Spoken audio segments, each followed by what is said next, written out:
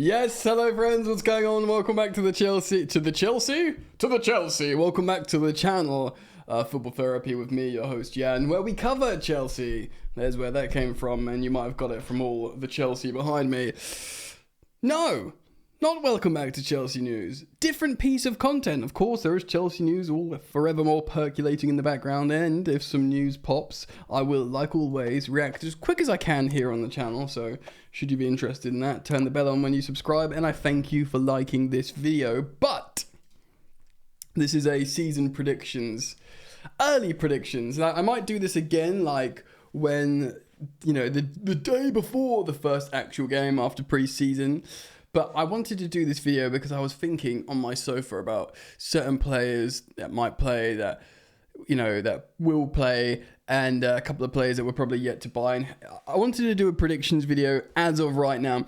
So this is going to be a heavy disclaimer of biblical proportions because a couple of the players in my season predictions for this theoretical game we don't own yet. Okay, so there's that. Also, just because I've predicted something at the moment doesn't mean I don't want Chelsea to do better. You always feel like you got to do these disclaimers when you do this type of content of like, oh, what, you only think we can do that? When you're a Chelsea fan, you're supposed to wish the very best. Of course I wish the very best. But, spoiler, everything that I've predicted dictates great progress from last season. Okay? So there is that, and that's what's really important. Everyone knows Chelsea are in a really heavy transitional period at the moment. So to give you an idea of what I'll be talking about today is my, put my notes here, I'm going to do Chelsea's final position in the Premier League, prediction that is, how we're going to do in the Cups. I'm going to predict and explain my working, you know, as I go along. Our top scorer, our top assister, player of the season, young player of the season, surprise package in terms of player, and then I'll do a most minutes in each position, as in like what is the average starting lineup. And yeah, and I'll explain why. And like I said, again, disclaimer, just because I'm predicting something right now, this prediction may change the day before the season starts. I mean, as of right now, it's always fun to speculate and talk about this. This is what you do with your mates down the pub. You like talk about how you feel in the moment, and that's ever changing because such is the nature of football. So I hope you enjoy it, and I hope you're interested in my thoughts on or my speculative predictions here as things stand. And yeah, let's crack on. Right, so before we do any things like positions and stuff like that, I've got to start off with most minutes in each position. So the average starting 11, of course, I'm not picking an 11 for a particular game. I think these players will get the most minutes in the respective position I'm calling out here.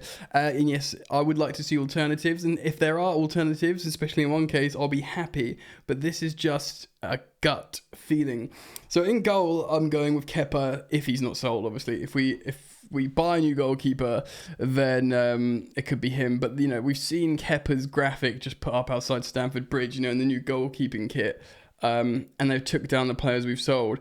That, to me, is Kepa's going nowhere. He will remain our number one. Give him a one last season under Poch. You know, see if he can get some good development out of him. But he will be in goal for me. Left back is the excellent and always, to a degree, underrated Ben Chilwell. Fully fit, raring to go, looking good, doing all the media with Chelsea. An incredible player, an incredible fullback or wingback, just what Mauricio Pochettino likes and enjoys. So yeah, left back Chilwell is pretty darn simple. Now, left centre-back, of course, is between Colwill and Benoit Badiashile. I've gone with Levi Colwill. I said before, if I need to do like a starting lineup, tomorrow I'd choose Colwill because he's just played really well in a final. Soft, debatable penalty, but he's in form. He's an incredible player. He's been playing in the Premier League all season, last season, as a starter. I think he had to get into the Brighton team. Point being, he's in form. He wants minutes. He's raring to go, and I think Chelsea are willing to give him his minutes. Left footer, of course, like Badiashile. If Benoit comes in, no one's got an issue with that. Also, very, very good player, but I just got a feeling that the most minutes certainly in the league. And I guess what this exercise is dictating is the league, I suppose, because if we were playing like Grimsby in the cup, you imagine some rotation, the rotational players come in. So Levi Colwill at left centre back and right centre back. You know me, ladies and gentlemen, certainly if you watch this channel often, I am a super fan of Wesley Fofana. He's the one centre-back I always wanted us to sign. We did sign him, I couldn't believe my luck.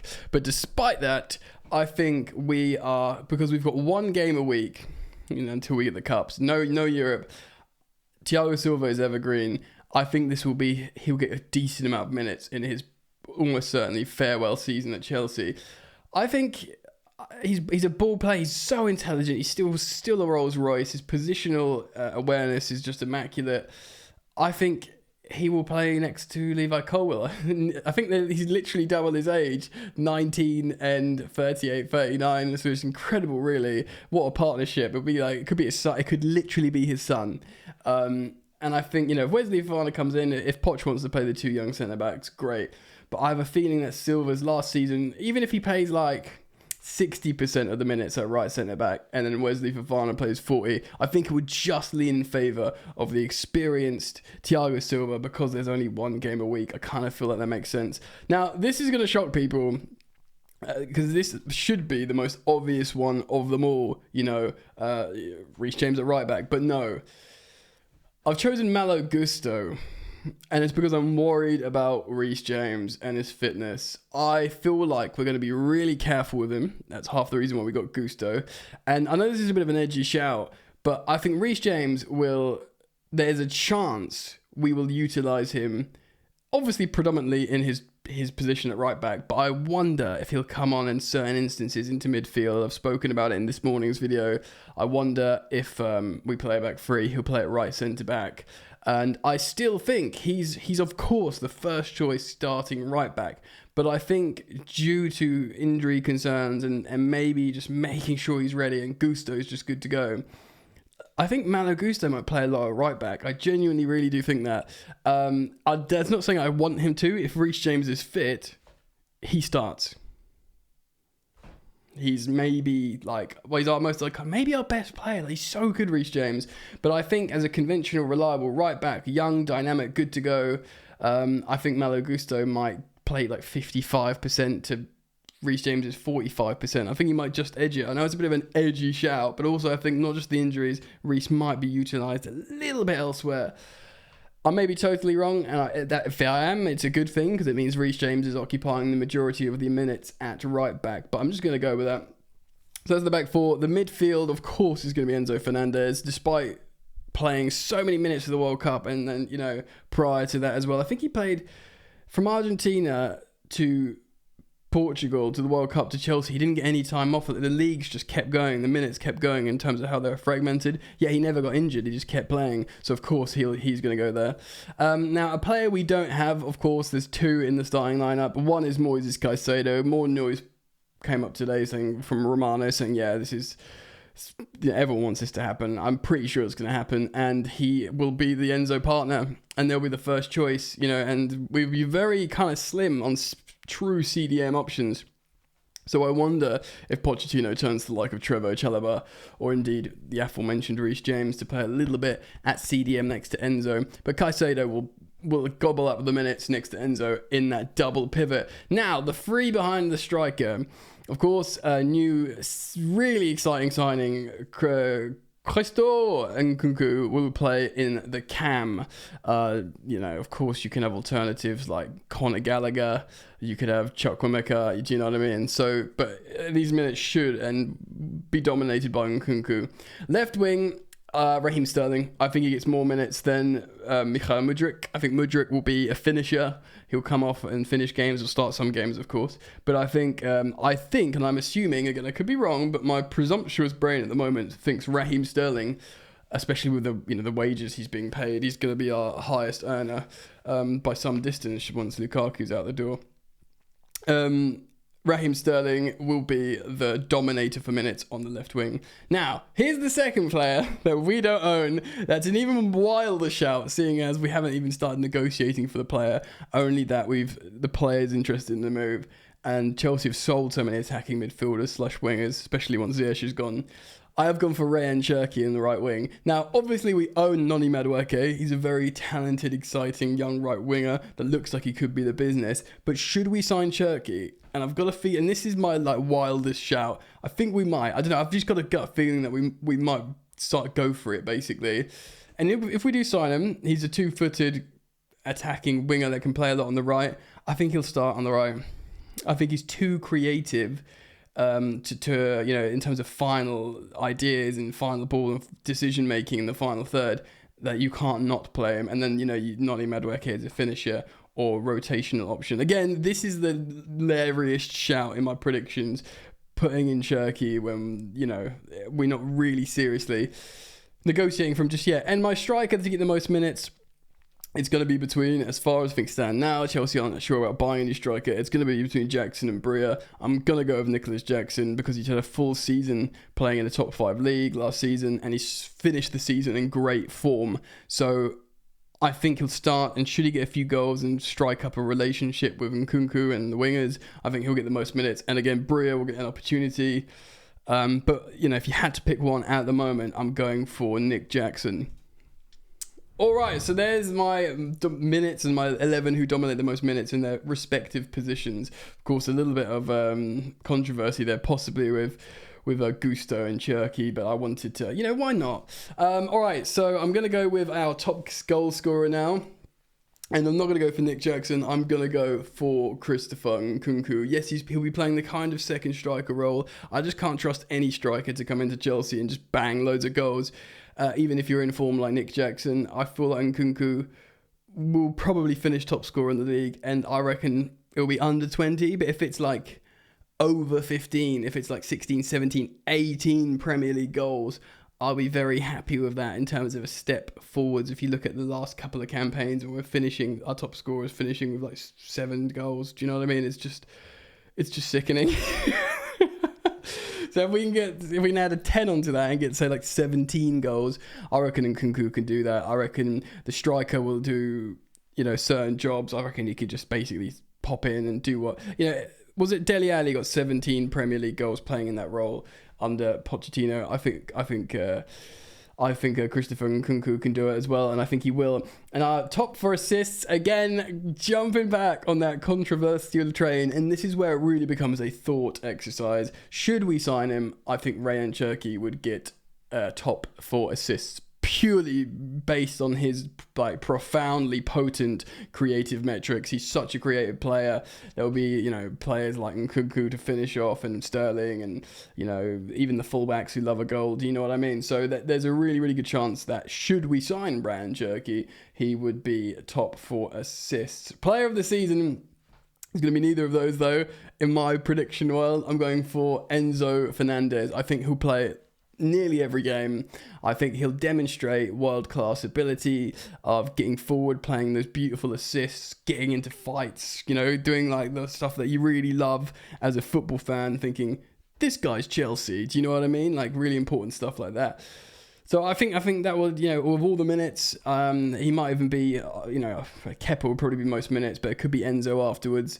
And I think that's just going to dictate player of the season status. I think he got 3rd despite being signed in January last season. So I think he's really got a good shout for that. Young player of the season, he'll be probably a bench guy as well. I'm going for Lewis Hall again, who will only be 19 next season, I believe. He was 18 this season, so he will still be very, very young.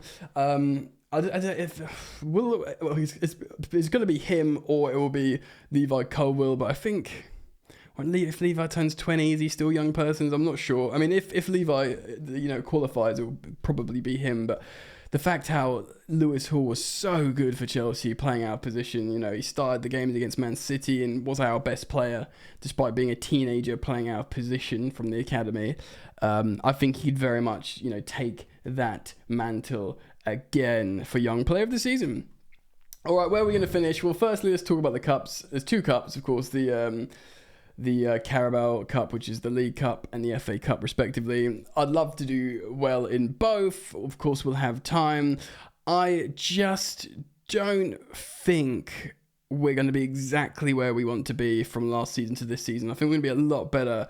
I don't think we're going to win a cup. Again, I'd love for us to. You know, if Pochettino comes and wins a trophy in his first season at Chelsea after those years at Spurs, it would be lovely and, of course, very enjoyable indeed. But I've got us down for a quarter-final and a semi-final for 2 competitions, respectively. Maybe a semi-final in, the Carabao Cup and a quarter-final in the FA Cup.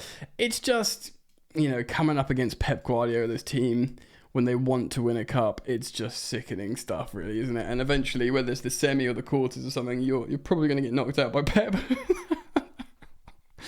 And, a Newcastle on form, upgraded, there's Man United are better. Arsenal signed Declan Rice for 105 million. There's just really strong teams in the league, and we're coming from 12th. We've got to be realistic here. So I'm going to have a semi-final and a quarter-final, which leaves finally where we finish in the Premier League for my money. And I've got us finishing 5th, which is 7 places higher than we finished last season. Now, Chelsea could do what they've done under Antonio Conte and win the Premier League next season. I find it very, very unlikely, purely because of Pep Guardiola and it's just robots. So a really amazing thing would be top 4, but I think with Newcastle, Arsenal, Manchester United, Liverpool did sort themselves out at the end of the season, making signings. City, I just don't think we can do it. I think 5th will be great in terms of just tangible progress, just going 7 places up the league. I know 12th is just a mentally bad season, but to just miss out on top 4 would be a giant leap for Chelsea. Of course, the target has to be top 4. The target, I don't think, is winning the league. I think that's just probably unrealistic. But target's top 4, but if you miss out just and get 5th, the progress is still really palpable.